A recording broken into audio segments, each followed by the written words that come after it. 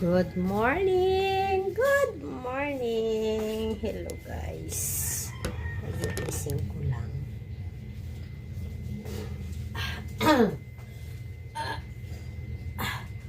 Tinanghali ako nagising. CR muna tayo. Toothbrush muna tayo. Ngayon lang ako nagising ng maaga-aga. Alas 6.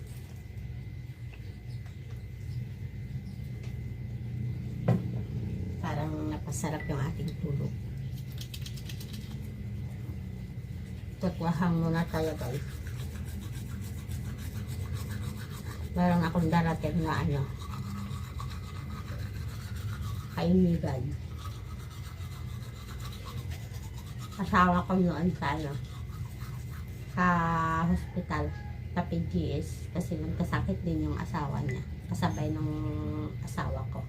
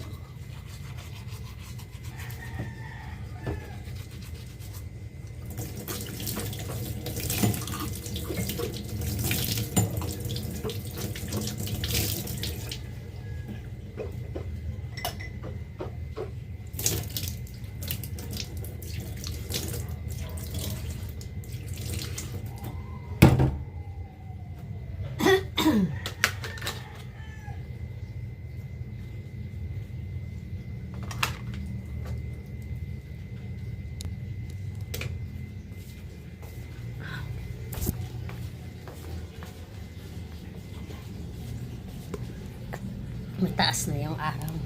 Mainit na. Ang araw na ako hindi nagdilig. Tumaba na ako guys. Tumaba na yung mukha ko. Pero magda-diet na ako.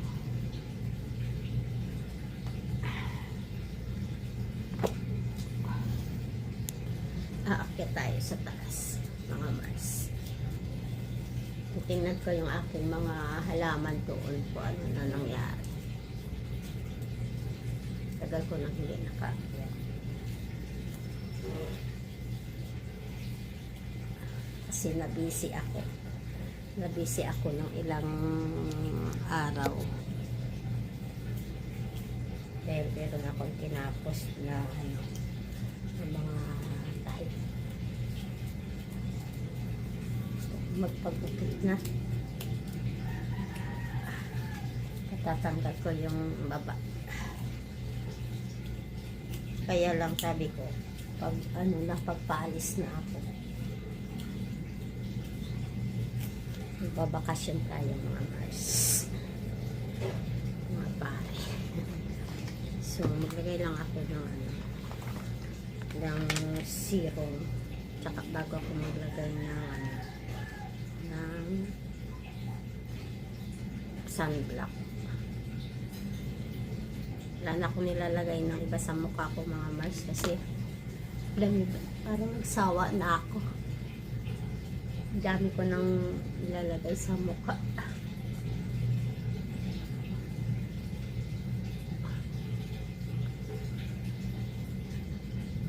Kung ano-ano nilang binibili ko, hindi naman natatanggal. Diba?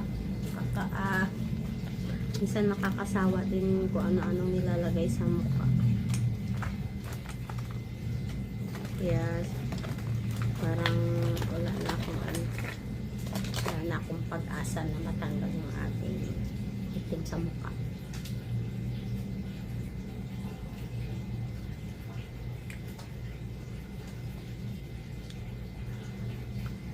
Mag-lipstick na lang tayo. Lipstick, masaya na ako. Saka syempre kilay, diba? Kasi hindi naman natatanggal. Ayan o. Pero nag-light na siya mga Mars. Ayan. At sobrang itim yan.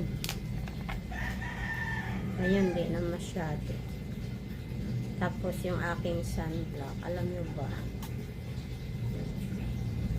Ang dami ko na rin nagamit na ano, na sunblock. Diba? Wala na yatang laman.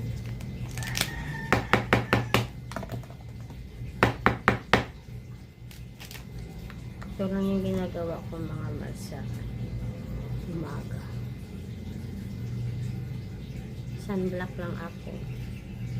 Mas ano ako sa ano. Alam nyo ba, siguro kaya nagkaganito yung aking mukha. Kasi nung nagsasaudi ako, hindi ako mahilig talaga maglagay ng sunblock mga Mars. Eh sa Saudi, di ba mainit doon? Yan lang. Mainit dun sa Saudi. Tapos meron akong ginamit na binigay nung pinsan ng asawa ko nung nagbakasyon ako noon. Maganda daw. So ginamit ko siya. Ginamit ko, gumanda talaga din ang mukha ko. Tapos nung nasa Saudi na ako, siyempre naubos yung ano, yung ginamit ko. Tapos hindi naman ako gumamit ng ano, hindi ako gumamit ng mga sunblock kasi parang hindi ko naman alam yan ng mga sunblock.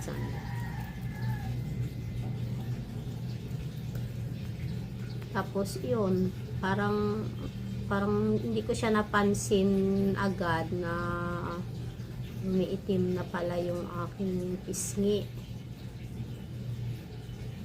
Hanggang sa dumami.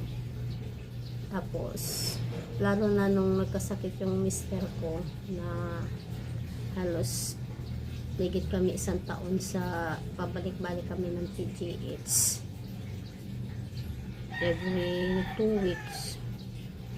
And tapos panahon pa yun ng ano 2020 21 no, nag-start pala siya 2019.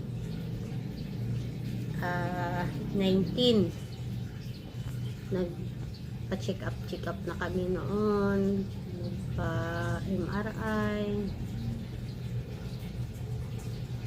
hanggang sa umabot kami ng 2022 siya namatay yung mister ko.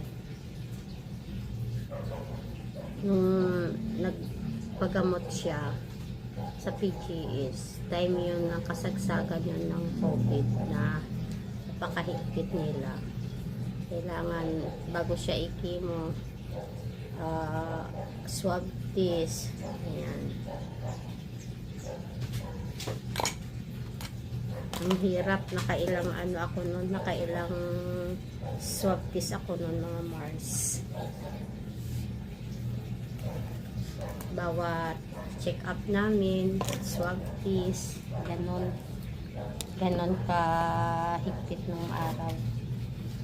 So yung mukha ko, yung parang naging melasma na siya, ganon. Wala akong, as in, wala talaga akong ginagamit na kahit sunblock, wala. Kayan lang. Pero awa naman ng Diyos, parang okay naman na siya. Natanggal naman siya mga Mars. Yan nga lang, hindi talaga siya as in na nawala. Meron pa rin siyang itim.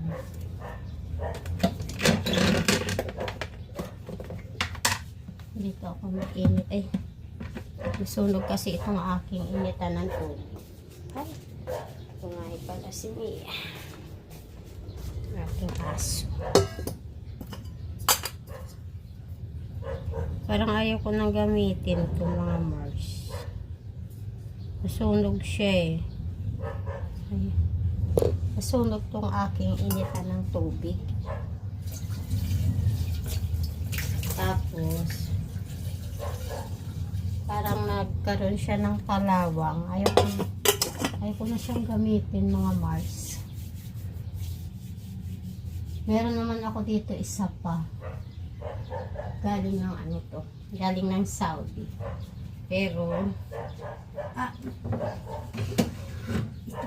dito na lang ako mag-init, mga Mars. Mas okay to kasi ano to?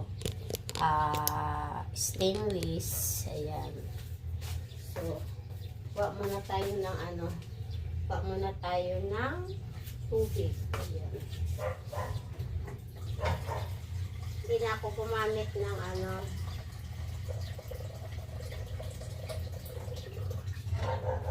Hindi ako gumamit ng initan. Yung electric kettle. Kasi i-try ko siya kung hindi malaki ang aking bill. Kasi malaki lagi yung aking bill, mga Mars. So, ulipin natin yung ano. Kuha muna ako ng dustpan.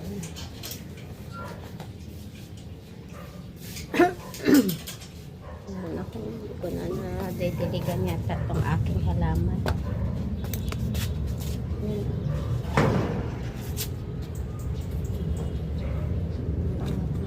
Aking kalabasa.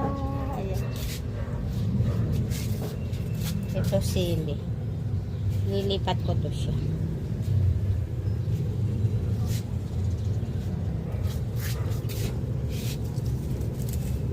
Laki na rin yung aking sili. Oh. Ito ano.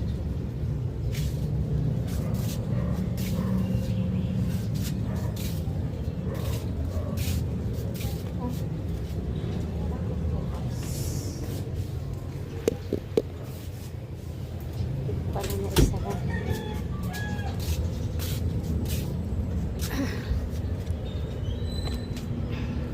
Babahan natin.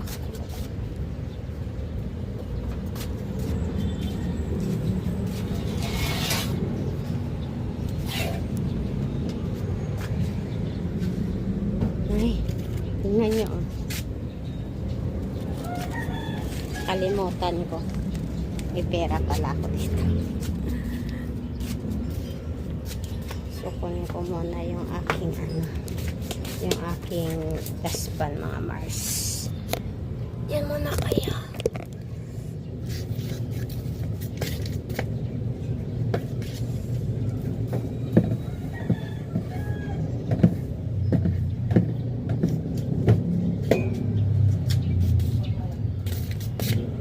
Aakit tayo sa taas.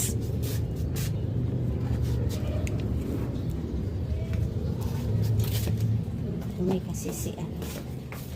May kasi si Mia. So. Hey.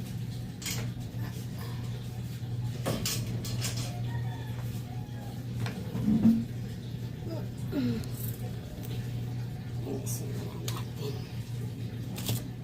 Huwag natin ilagay yung pera sa mesa. Kasama daw yun. Naglalagay ng pera sa ano, sa lamesa. Ay,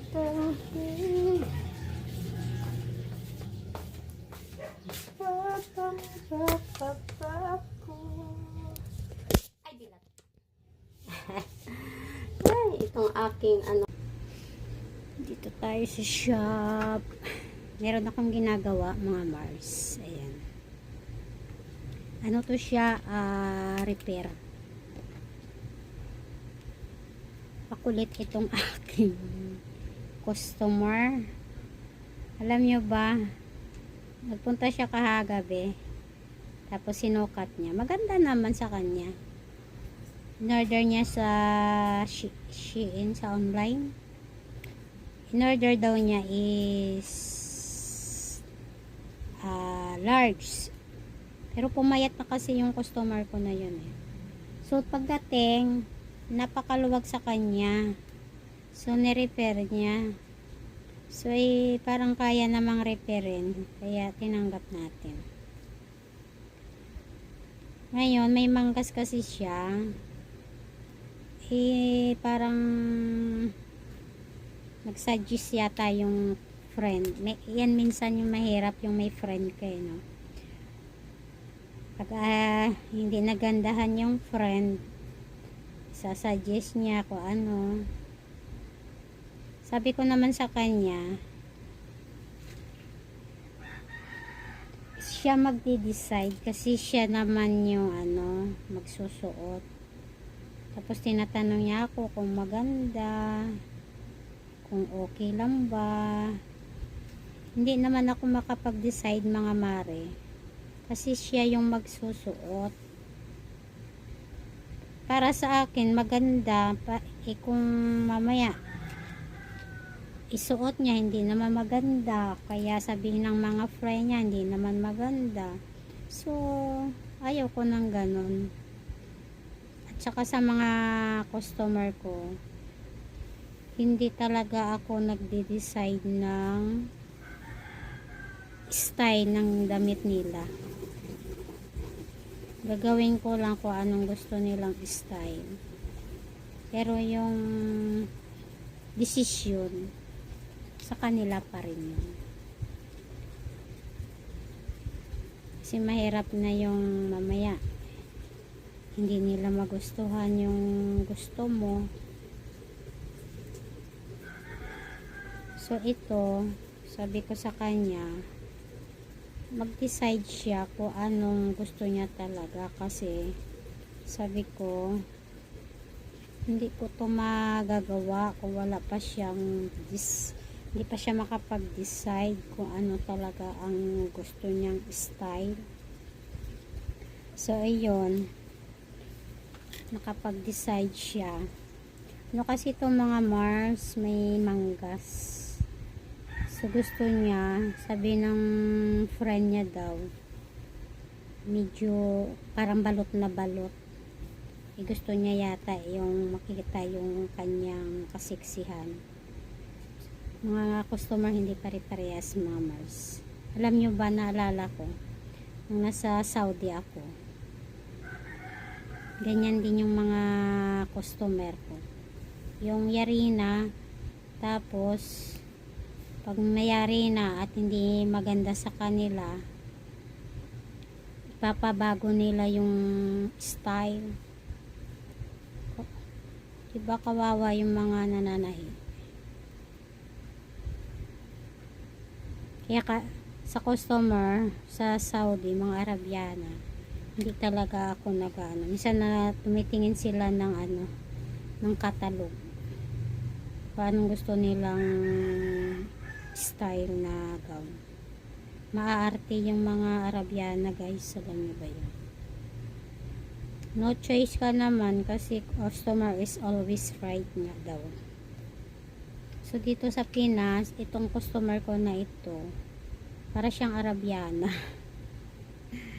Yan, matatapos na to, guys. Papakita ko sa inyo kung anong style nitong tinatahi natin ngayon na gown. Ito, kinamay ko na siya kasi dati na siyang yari. Tsaka maganda din yung kinakamay na sa mga ganito, kasi hindi naman siya pwedeng makina talaga. So pakita ko lang sa inyo kung anong style nitong damit niya, guys. Ayan.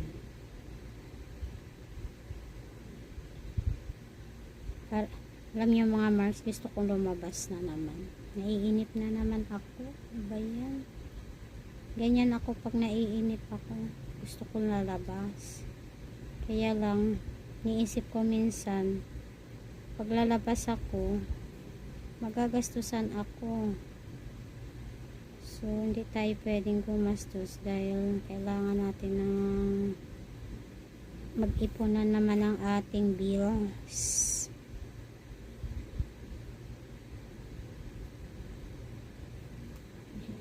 Ayan, matatapos na siya guys. Hindi ko na binawasan yung haba nito guys. Ayan. So, pakita ko sa inyo ang ating repair lang to siya guys.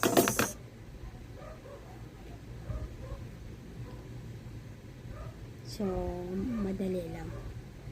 Marami akong repair, alam niyo ba yun? Ito siya guys. Tapos sa inyo yung ating ginawa ngayon. Yung ating repair.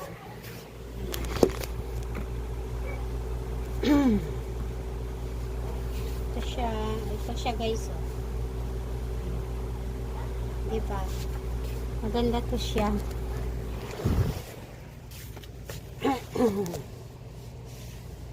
Ito siya guys. Ayan. Aray ko. Ayan. Ito yung nilagay natin. Para kasi ayun yung nakikita yung ayan. Parang pag sinuot mo siya, parang ganon siya guys. Ayan. Oh. Diba? Ayan siya. Oh. Ganon yung mangyayari guys. Ayan. Oh. So, yan lang. Oh, diba? Tsaka maganda to mga Mars. Hindi lang yun maganda yung niya, design. Ayan. Sukat natin. Para makita nyo yung kanyang style. Yung style niya.